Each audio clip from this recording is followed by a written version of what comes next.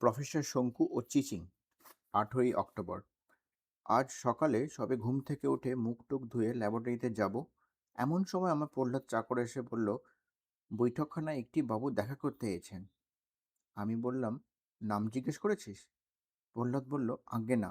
ইংরেজি বললেন, দেখে নেপালি বলে মনে হয়। গিয়ে দেখি খয়েরি রঙের ঝোলা কোট পরা এক ভদ্রলোক, সম্ভবত চীন দেশীয়। আর তাই যদি হয়, তবে চীনা ভিজিটর আমার বাড়িতেই প্রথম।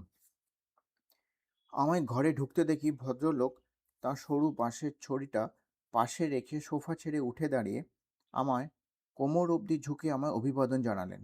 আমি নমস্কার করে তাকে বসতে বললাম এবং তার আসার কারণটা জিজ্ঞেস করলাম। ভদ্রলোক আমার প্রশ্ন শুনে একেবারে ছেলে মানুষের মতো খিলখিল করে হেসে এপাশ ওপাশ মাথা নাড়তে লাগলেন। বললেন, হে হে হে হে, you forget, bad memory, bad memory. Bad memory, forget? তবে কি ভদ্রলোকের সঙ্গে আমার আগে কোথাও আলাপ হয়েছিল? আমি কি ভুলে গেছি? আমার স্মরণশক্তি তো এত ক্ষীণ নয়। আমার অপ্রস্তুত ভাবটা বেশ কিছুক্ষণ উপভোগ করে চীনা ভদ্রলোক হঠাৎ তার ঝোলা কোটের পকেট থেকে একটা লাল রঙের কাঠের বল বার করে সেটাকে ডান হাতে দুটো আঙুলের ফাঁকে রেখে আমার নাকের সামনে ৩-৪ পাক ঘোরাতেই সেটা সাদা হয়ে গেল। তারপর আবার ১ পাক ঘোরাতেই কালো। আর আমারও তৎক্ষণাৎ ৪ বছর আগের এক সন্ধ্যার ঘটনা পরিষ্কারভাবে মনে পড়ে গেল। এই যে সেই হংকং শহরের জাদুকর চিচিং। চিনতে না পারার অবশ্য কারণ ছিল। প্রথমত, চীনেদের পরস্পরের চেহারার প্রভেদ সামান্যই, তার ওপর পরিবেশ আলাদা, কোথায় হংকং কোথায় গিরিডি। আর ভদ্রলোকের আজকের পোশাকের সঙ্গে সেদিনের কোনো মিল নেই। সেদিন স্টেজে চিচিং পরেছিলেন একটা সবুজ, লাল আর কালো নকশা করা ঝলমলে সিল্কের আলখাল্লা। আর তার মাথায় ছিল ডোরাকোটা চোঙা টুপি। যাই হোক, এই এক কাঠের বলে খেলা দেখে আমার মনে সেদিনের সমস্ত ঘটনা বায়োস্কোপে ছবির মতো চোখের সামনে ভেসে উঠল। আমি তখন যাচ্ছিলাম জাপানের কোবে শহরে পদার্থবিজ্ঞানীদের একটি সম্মেলনে যোগ দিতে। পথে হংকংয়ে ২ দিন থেকেছিলাম আমারই এক বন্ধু প্রফেসর বেঞ্জামিন হজকিন্সের বাড়িতে। হজকিন্স বৈজ্ঞানিক এবং ৬০-এর ওপর বয়স হলেও ভারী আমোদে লোক। যেদিন পৌঁছলাম সেদিন সন্ধ্যায় তিনি আমায় ধরে নিয়ে গেলেন চিচিংয়ের ম্যাজিক দেখাতে। ম্যাজিক আমার ভালো লাগে, তার একটা কারণ হচ্ছে ম্যাজিকের কারসাজি ধরে ফেলার মধ্যে আমি একটা ছেলে মানুষের আনন্দ পাই। তাছাড়া কোনো নতুন ধরনের ম্যাজিক দেখলে জাদুকরের বুদ্ধির তারিফ করতেও ভাল লাগে। উঁচু দরে জাদুকর মাত্রেই বিজ্ঞানের সাহায্য নিতে হয়। পদার্থবিজ্ঞান, রসায়ন, শরীরতত্ত্ব, মনস্তত্ত্ব এসব তাদের ঘাঁটতে হয়। চিচিংয়ের নাকি বেশ নামডাক আছে, তাই তিনি কী ধরনের জাদু দেখান সেটা জানার একটা আগ্রহ ছিল। হজকিন্সের অনুরোধ তাই এড়াতে পারলাম না। হাত সাফাইয়ের কাজ, আলো ছায়ার কারসাজি, যান্ত্রিক ম্যাজিক, রাসায়নিক ভেলকি, এসব চিচিং ভালোই দেখালেন। কিন্তু তারপর যখন হিপনোটিজম বা সম্মোহনের জাদু দেখাতে আরম্ভ করলেন, তখনই ব্যাপারটা কেমন যেন আপত্তিকর বলে মনে হতে লাগলো। সবচেয়ে খারাপ লাগলো যখন কতগুলো নিরীহ গোবেচারা দর্শক বাছাই করে তাদের স্টেজের উপরে ডেকে নিয়ে গিয়ে চিচিং নানানভাবে তাদের অপদস্থ করতে শুরু করলেন। একটি লোক তো প্রায় ৫ মিনিট ধরে আপেল মনে করে উলের বল চিবোলেন। আর একজন তার পোষা কুকুর মনে করে বেশ করে একটা চেয়ারের হাতলে হাত বুলোতে লাগলেন। মোহ কাটবার পর দর্শকদের অট্টরোলে এইসব লোকেদের মুখের অবস্থা সত্যিই শোচনীয় হয়েছিল। আমি হজকিন্সে বললাম, আমার ভাল লাগছে না। লোকগুলো কি এইভাবে পদস্থ হওয়ার জন্য পয়সা দিয়ে ম্যাজিক দেখতে এসেছে? হজকিন্স বললেন, কি উপায় বলো? এদের ডাক দিলে এরা যদি স্টেজে যেতে আপত্তি না করে, তাহলে জাদুকরের ওপর দোষারোপ করা যায় কি করে? আমি সবে একটা উপায়ের কথা ভাবছি, এমন সময় খেয়াল হলো দর্শকরা সবাই যেন আমার দিকে ঘুরে দেখছে। ব্যাপার কি? স্টেজে চোখ পড়তে দেখি চিচিং হাসি মুখে আমার দিকে নখ দেখাচ্ছেন। চোখাচোখি হতে চিচিং বললেন, আপনার যদি কোনো আপত্তি না থাকে একবার স্টেজে আসবেন কি? বুঝলাম আমার চেহারা দেখে চিচিং আমাকেও একজন নিরীহ গোবেচারা বলেই ধরে নিয়েছেন। চিচিংকে শিক্ষা দেওয়ার এমন একটা সুযোগ আপনা থেকেই এসে গেল দেখে আমি খুশি হয়ে স্টেজে উঠে গেলাম। চিচিং প্রায় আধ ঘন্টা ধরে আমাকে হিপনোটাইজ করার নানা রকম চেষ্টা করলেন। চোখের সামনে আলোর লকেট দেখানো, চোখের পাতার ওপর আঙুল বুলোনো, স্টেজ অন্ধকার করে কেবল নিজের চোখের ওপর আলো ফেলে আমার দিকে একদৃষ্টে চাওয়া, ফিসফিস করে গানের সুরে একঘেয়ে আবোল-তাবোল বকে যাওয়া, এর কোনোটাই চিচিং বাদ দিলেন না। কিন্তু এত করেও তিনি আমার উপর বিন্দুমাত্র প্রভাব বিস্তার করতে পারলেন না। আমি যেই সজাগ, সেই সজাগই রয়ে গেলাম। অবশেষে বেকতিক দেখে ঘর্মাক্ত অবস্থায় স্টেজের সামনে এগিয়ে গিয়ে দর্শকদের উদ্দেশ্য করে চাপা বিদ্রূপের সুরে চিচিং বললেন, ভুলটা আমারই। যাকে হিপনোটাইজ করা হবে তার মস্তিষ্ক বলে একটা বস্তু থাকা চাই। এই ভদ্রলোকে যে সেটি একেবারেই নেই তা আমার জানা ছিল না। দর্শকদের কাছে সেদিনকার মতো হয়তো চিচিংয়ের মান রক্ষা হয়েছিল, কিন্তু তার নিজের মনের অবস্থা কী হয়েছে সেটা জানতে পারিনি, যদিও অনুমান করা কঠিন নয়। পরের দিন হংকং ছেড়ে জাপানে চলে যাই। ফিরতি পথে আবার যখন হংকংয়ে নামি, তখন শুনি চিচিং ম্যাজিক দেখাতে চলে গেছেন অস্ট্রেলিয়া। তারপর এই 4 বছর পরে আমার এই গিরিডির ঘরে তার সঙ্গে আমার সাক্ষাৎ। কিন্তু তার আসার উদ্দেশ্যটা কি? আমি প্রশ্ন করার আগে চিচিংয়ে বললেন, ইউ পপেচল চমকু। উত্তরে জানালাম, আমিই সেই ব্যক্তি। You scientist. তাই তো মনে হয়। Science is magic. তা একরকম ম্যাজিকই বটে। And my magic is science. হে হে হে হে হে। চিচিং বারবার হাসছেন। আমি ক্রমাগত গম্ভীর থাকলে অভদ্রতা হয়, তাই এবার আমি হাসিতে যোগ দিলাম। You walk real? অর্থাৎ তোমার কি এটা কাজের জায়গা? আমি বললাম, হ্যাঁ। তারপর চিচিংকে নিয়ে গেলাম আমার ল্যাবরেটরি দেখাতে। আমার আবিষ্কৃত যন্ত্রপাতি, আমার তৈরি ওষুধপত্র, আমার কাজের সরঞ্জাম, চার্ট ইত্যাদি দেখাতে দেখাতে চিচিং বারবার বলতে লাগলেন, ওয়াঙ্গাফুল ওয়াঙ্গাফুল। পাশাপাশি 3টে বড় বড় বোতলে তরল পদার্থ দেখে চিচিং বললেন, ওয়াতাল। আমি হেসে বললাম, না, জল নয়, এগুলো সব মারাত্মক acid. Acid? Very nice, very nice. Acid কেন নাইস হবে সেটা আমার বোধগম্য হলো না। দেখা শেষ হলে একটা চেয়ারে বসে পকেট থেকে একটি বেগুনি রঙের রুমাল বার করে ঘাম মুছে চিচিং বললেন, ইউ আল ক্লেথ। চিচিংয়ের কথার প্রতিবাদ করে আর অযথা বিনয় প্রকাশ করলাম না, কারণ আমি যে গ্রেট সেটা অনেক দেশের অনেক গণ্যমান্য ব্যক্তি এর আগেই স্বীকার করেছেন। Yes you are great, but I am গেতাল। লোকটা বলে কি, কোথাকার কোন এক পেশাদার ম্যাজিশিয়ান অর্ধেক সময় চোখে ধুলো দিয়ে পয়সা নিচ্ছে, আর সে বলে কিনা আমার থেকে গ্রেটার। কি এমন মহৎ কীর্তি রয়েছে তার, যেটা পৃথিবীর আর 5টা পেশাদার জাদুকরের নেই? প্রশ্নটা মনে এলেও মুখে প্রকাশ করলাম না। প্রহ্লাদ কিছুক্ষণ আগেই কফি দিয়ে গেছিল। চিচিং দেখি কফির পেয়ালা হাতে নিয়ে কড়িকাঠের দিকে চেয়ে আছেন। আমিও তার দৃষ্টি অনুসরণ করে উপর দিকে চাইতেই চিচিং বলে উঠলেন, লিজার্ড। লিজার্ড অর্থাৎ সরীসৃপ। যেটাকে লক্ষ্য করে বলা হলো সেটা আমার ল্যাবরেটরির বহুকালের বাসিন্দা টিকটিকি। জানোয়ারটির বাংলা নাম চিচিংকে বলতেই আবার খিলখিল করে হেসে উঠলেন। টিকটিকি, হা হা, ভেরি নাইস, টিকটিকি। 2 চুমুকে শেষ করেই চিচিং উঠে পড়লেন। তিনি নাকি কলকাতায় ম্যাজিক দেখাতে যাবেন সেই রাত্রেই, সুতরাং তার তাড়াতাড়ি ফিরে যাওয়া দরকার। গিরিডি এসেছেন একমাত্র আমার সঙ্গে দেখা করতে। চিচিং চলে যাওয়ার পর অনেক ভেবেও তার আসার কারণটা খুঁজে পেলাম না। পরের দিন 19শে অক্টোবর। আজ দুপুরে আমার ল্যাবরেটরিতে কাজ করছি, এমন সময় আমার বেড়াল নিউটন এসে তড়াক করে আমার কাজের টেবিলের ওপর উঠে বসলো। এই কাজটা নিউটন কখনো করে না। টেবিলের ওপরটা আমার গবেষণার নানান যন্ত্রপাতি, ওষুধপত্রে ডাঁই হয়ে থাকে। সে আমার বাড়িতে প্রথম আসার কয়েকদিনের মধ্যেই একবার টেবিলে ওঠাতে আমার কাছে ধমক খেয়েছিল। তারপর থেকে আর দ্বিতীয়বার ধমকের প্রয়োজন হয়নি। আজ তাকে এভাবে নিষেধ অগ্রাহ্য করতে দেখে আমি বেশ থতমত খেয়ে গেছিলাম। তারপর সামলে নিয়ে কড়া করে কিছু বলতে গিয়ে দেখি সেও চেয়ে আছে কড়িকাঠের দিকে। উপরে চেয়ে দেখি কালকের মতো আজকেও টিকটিকিটা সেইখানেই দাঁড়িয়ে আছে। নিউটন এই টিকটিকি ঢের দেখেছে, কোনোদিন কোনো চাঞ্চল্য প্রকাশ করেনি। আজ সে পিঠ উঁচিয়ে লোম খাড়া করে এমন তীক্ষ্ণ দৃষ্টি দিয়ে ওটাকে চেয়ে দেখছে কেন?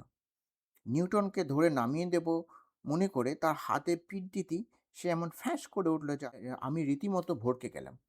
টিকটিকির মধ্যে এমন কি সে দেখেছে যেটা মানুষের চোখে ধরা পড়ছে না? দেরাজ খুলে বাইনোকুলারটা বার করে সেটা দিয়ে টিকটিকিকে দেখলাম। সামান্য একটু পরিবর্তন দেখা যাচ্ছে কি? মনে হলো পিঠের ওপর লাল চাকা চাকা দাগটা যে যেন ছিল না। আর চোখের মধ্যে হলদে আভা, সেটাও কি আগে লক্ষ্য করেছি কোনোদিন? বোধহয় না। তবে এটা ঠিক যে এর আগে কোনোদিন বাইনোকুলার দিয়ে এত কাছ থেকে টিকটিকিকে দেখার প্রয়োজন মনে হয়নি। জানোয়ারটাকে নড়তে দেখে চোখ থেকে যন্ত্রটাকে সরিয়ে নিলাম। টিকটিকিটা সিলিং বেয়ে দেয়ালে এসে থামলো। তারপর দেয়াল বেয়ে নেমে এসে শুরুত করে আমার শিশি বোতলে আলমারিটার পিছনে ঢুকে গেল। তাকে আর দেখতে না পেয়েই বোধহয় নিউটনের উত্তেজনাটাও চলে গেল। সে নিজেই টেবিল থেকে নেমে একটা গড় গড় আওয়াজ করতে করতে দরজা দিয়ে বাইরে বারান্দায় চলে গেল। আমিও টিকটিকির চিন্তা মন থেকে দূর করে আমার গবেষণার কাজ নিয়ে পড়লাম। আপাতত আমার কাজ হচ্ছে একটি পদার্থ আবিষ্কার করা, যেটার ছোট্ট একটি বড়ি পকেটে রাখলেই মানুষ শীতকালে গরম আর গ্রীষ্মকালে ঠান্ডা অনুভব করবে, অর্থাৎ এয়ার কন্ডিশনিং পিল। আমার চাকর প্রহ্লাদ প্রায় 30 বছর ধরে আমার কাজ করছে। সে আমার ল্যাবরেটরির জিনিসপত্র কখনো ঘাঁটাঘাঁটি করে না। বাইরের লোকজন কদাচিৎ আমার বাড়িতে এলেও আমার ল্যাবরেটরিতে কখনোই আসে না, এক বৈজ্ঞানিক না হলে অথবা আমি নিজে না নিয়ে এলে। আমি যখন ল্যাবরেটরিতে থাকি না তখন দরজা তালা দিয়ে বন্ধ থাকে, জানলাগুলো ভেতর দিয়ে ছিটকিনি লাগানো থাকে। কাল রাত্রেও দেখে গেছি যে আমার সেই ভীষণ তেজি অ্যাসিডের 3টি বোতলই প্রায় কানায় কানায় ভর্তি। আজ সকালে ল্যাবরেটরিতে ঢুকে টেবিলের ওপর চোখ দিতে পড়তেই দেখি বাঁ দিকের, অর্থাৎ কার্বোডাইবলিক অ্যাসিডের বোতলটা প্রায় অর্ধেকটা খালি। রাতারাতি যে অ্যাসিড বাষ্পই উঠে যাবে তা নয়। বোতলে গায়ে কোনো ফুটো ফাটাও নেই যে চুঁয়ে চুঁয়ে টেবিলে পড়ে শুকিয়ে যাবে। অ্যাসিড তবে গেল কোথায়? 3টি অ্যাসিডের প্রত্যেকটি এত তেজিয়ান যে সেগুলো নিয়ে কেউ অসতর্কভাবে ঘাঁটাঘাঁটি করলে তার মৃত্যু অনিবার্য। আমি বিস্তর মাথা ঘামিয়ে এই রহস্যের কোনো কুলকিনারা পেলাম না। অথচ অ্যাসিডের অভাবে আমার এক্সপেরিমেন্ট চালানো অসম্ভব। এই অবস্থায় কি করা যায় সেটা ভাবছি, এমন সময় একটি মৃদু খচমচ শব্দ পেয়ে পিছন ফিরে দেখি আমার শিশি বোতলে আলমারির ওপর দিকে একটি প্রাণী উঁকি দিচ্ছে। প্রাণীটি আমারই ল্যাবরেটরির সেই প্রায় পোষা টিকটিকি। কিন্তু এখন তাকে আর টিকটিকি বলা চলে না, কারণ তার চেহারায় কিছু পরিবর্তন ঘটেছে। চোখের মণিতে এখন আর কালো অংশ বলে কিছু নেই, সবটাই হলদে। আর সেটা মোটেই স্নিগ্ধ হলদে নয়, বরঞ্চ তাতে কেমন একটা আগুনের ভাঁটার আভাস আছে। নাকেও একটা প্রভেদ লক্ষ্য করলাম। ফুটোগুলো আগের থেকে অনেক বড়। গায়ের রং ছিল হালকা সবুজ হলদে মেশানো, এখন দেখছি সর্বাঙ্গ লাল চাকা চাকায় ভর্তি। আলমারির পিছনে টিকটিকির অস্তিত্ব সম্বন্ধে যদি আমি না জানতাম, তাহলে মনে মনে করতাম এ কোনো নতুন জাতের সরীসৃপ। টিকটিকিটা কিছুক্ষণ একদৃষ্টে আমার দিকে তাকিয়ে নাক দিয়ে ফোঁস করে নিঃশ্বাস ফেলল। ফোঁস বলছি এই জন্যই যে নিঃশ্বাসের শব্দটা আমি শুনতে পেয়েছিলাম। আর একটা কথা বলা হয়নি, টিকটিকিটি লম্বায় আগের থেকে বেশ বেশি বলে মনে হয়। আমি তাকিয়ে থাকতে থাকতেই সেটা আমার দিক থেকে দৃষ্টি ঘুরিয়ে টেবিলের দিকে চাইল। তারপর আলমারির মাথায় কোণটাতে এগিয়ে কিছুক্ষণ ওঁত পাতার ভঙ্গিতে চুপ করে থেকে হঠাৎ এক প্রচণ্ড লাফে একবারে সোজা টেবিলের উপর এসে পড়ল। আমার কাছের যন্ত্রপাতি সব ঝনঝন করে উঠল। আলমারি থেকে টেবিলের দূরত্ব প্রায় 10 হাত। তাই আমার কাছে এই বিরাট লং জাম্প এতটাই অপ্রত্যাশিত যে আমি কিছুক্ষণের জন্য একেবারে মেরে গেলাম। টেবিলে এসে পড়তে টিকটিকিটাকে এখন বেশ কাছ থেকেই দেখতে পেলাম। লেজটায় এক লম্বায় বেড়ে যাওয়া ছাড়া আর কোনো পরিবর্তন হয়নি। পা, মাথা, চোখ, নাক, গায়ের রং সবই বদলে গেছে। মাথার ওপরটা দুটো চোখের মাঝখানে লক্ষ্য করলাম একটা ছোট্ট শিংয়ের মতো কি যেন গজিয়েছে। আর পায়ের নখগুলো যেন অস্বাভাবিক রকম বড় ও তীক্ষ্ণ। টিকটিকিটা আমার অ্যাসিডের বোতলের দিকে তাকিয়ে আছে। তারপর দেখলাম মুখটা হা হা করে সে একটি লকলকে জিভ বার করলো। জিভের ডগাটা সাপের সরীসৃপের মতো বিভক্ত। এর পরের দৃশ্য এতটাই অবিশ্বাস্য যে আমি হাঁ করে দাঁড়িয়ে দেখা ছাড়া আর কোনো উপায়ই রইল না। টিকটিকিটা তরতর করে এগিয়ে গিয়ে কার্বোডায়াবলিক অ্যাসিডের গা বেয়ে উঠে পিছনের পা দুটো দিয়ে বোতলে কানাটা আঁকড়ে ধরে সমস্ত শরীরটা বোতলের মধ্যে গলে ওই সাংঘাতিক অ্যাসিডের বাকিটুকু চকচক করে চুমুক দিয়ে খেয়ে ফেলল। খাওয়ার সময় লক্ষ্য করলাম বোতলের বাইরে দোলায়মান লেজের চেহারাটা বদলে গিয়ে নাকি বাকি শরীরের সঙ্গে মানানসই হয়ে গেল এবং হওয়ার সঙ্গে সঙ্গে আমার মুখ দিয়ে আপনা থেকেই বেরিয়ে পড়ল ড্রাগন, চীনের ড্রাগন। আমার ঘরে প্রায় পোষা টিকটিকি আজ ড্রাগনের রূপ ধারণ করেছে। আর এই ড্রাগনের প্রিয় পানীয় হলো আমার এই মারাত্মক অ্যাসিড। বৈজ্ঞানিক বলি বোধহয় চোখের সামনে এমন আশ্চর্য, প্রায় অলৌকিক ঘটনা ঘটতে দেখে এর পরেও যে কি ঘটতে পারে সেটা জানার একটা প্রচণ্ড কৌতূহল অনুভব করছিলাম। যা ঘটল তা এই: টিকটিকিটি অ্যাসিড খেয়ে ড্রাগনের রূপ ধরে বোতলের বাইরে আসার সঙ্গে সঙ্গেই আয়তনে প্রায় আরও দ্বিগুণ হয়ে উঠল। লক্ষ্য করলাম তার নিঃশ্বাসের সঙ্গে সঙ্গে নাকের ফুটো দিয়ে ধোঁয়া বেরোচ্ছে। টিকটিকিটি এবার চলল দ্বিতীয় বোতলের দিকে। এতে আছে নাইট্রো অ্যানাইহিলিন অ্যাসিড।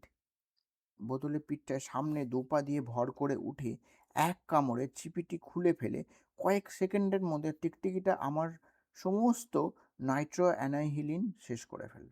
খাওয়ার সঙ্গে সঙ্গেই তার সাইজ হয়ে দাঁড়ালো প্রায় 3 হাত।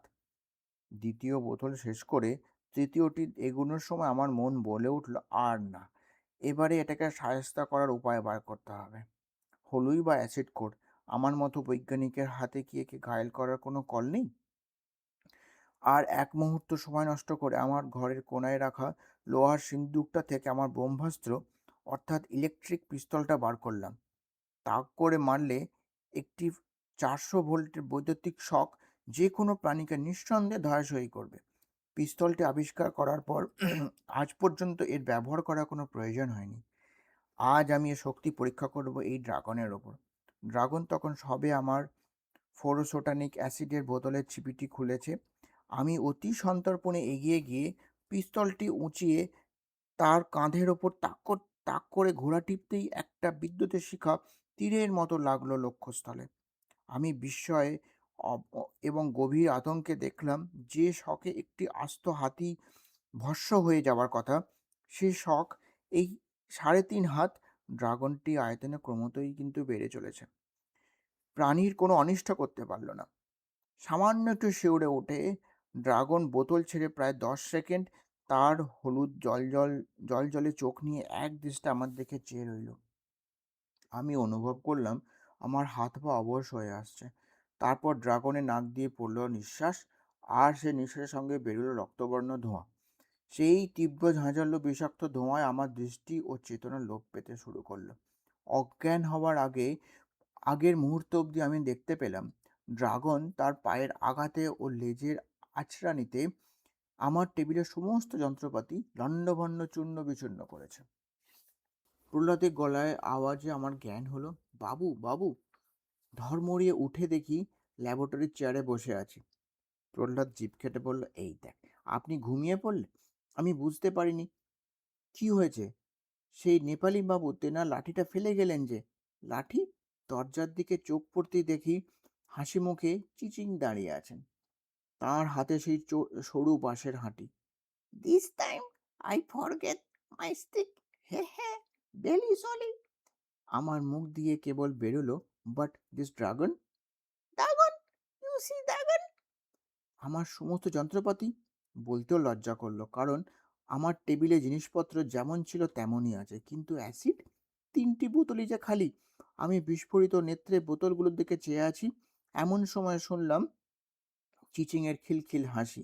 হি হি হি, a little magic, but great magic. ওই তোমার ড্রাগন।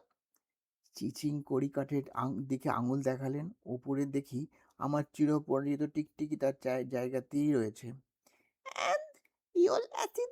এবার টেবিলের দিকে চাইতেই চোখের নিমিষে 3টি খালি বোতল স্বচ্ছ তরল পদার্থে কানায় কানায় অবধি ভরে উঠল। চিচিং এবার বাঙালি কায়দায় দুটো হাত একত্র করলেন। নমস্কার, প্রফেসর শুকু। চিচিং চলে গেলেন। প্রহ্লাদ শুনলাম বলছে, ভাবলাম বেশ সরেস লাঠিখানা, কাজে দেবে। ওমা, বাবু এই গেলেন আর এই এলেন, 5 মিনিটও হয়নি। পুনশ্চ ড্রাগনের ঘটনাটা ডায়েরিতে লিখতে গিয়ে দেখি সেটা আগেই লেখা হয়ে গেছে, আমারই হাতের লেখায়। এটাও কি তাহলে চিচিংয়ের দুর্ধর্ষ ম্যাজিকের একটি নমুনা? সন্দেশ, 1372।